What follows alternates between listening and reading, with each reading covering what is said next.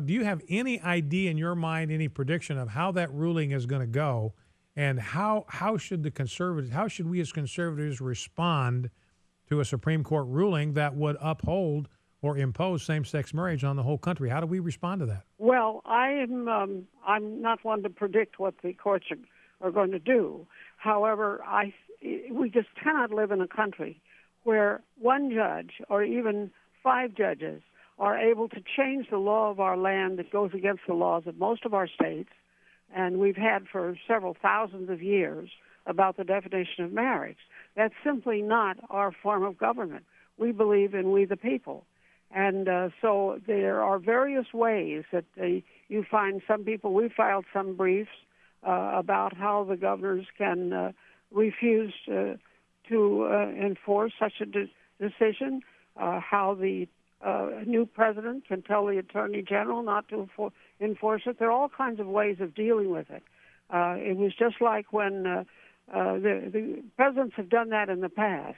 And when the court handed down the Dred Scott decision, probably the worst decision in history, which said it was okay to have a slave as your property, Abe Lincoln said, "No, we're not going to accept that. We have to accept what he did for poor old Dred Scott, but we don't have to make it a national rule, and we're not going to make it a national rule."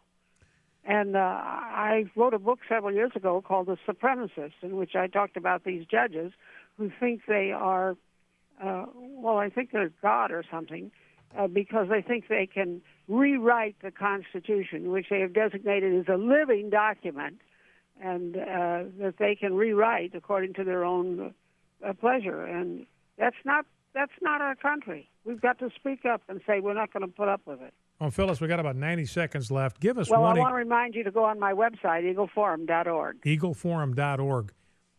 Give us one example of what governors can do. If the Supreme Court imposes same-sex marriage, how can governors respond to prevent that ruling from being enforced in their own state? What can they do?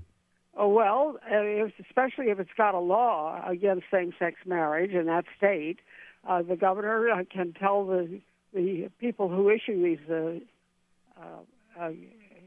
certificates that they can't do it. And then if they go ahead and try to do it anyway, somebody will sue, and then the government, the president, will not enforce it. He will not send Eric Holder or his substitute around to enforce a decision that we believe is violative of our national rule.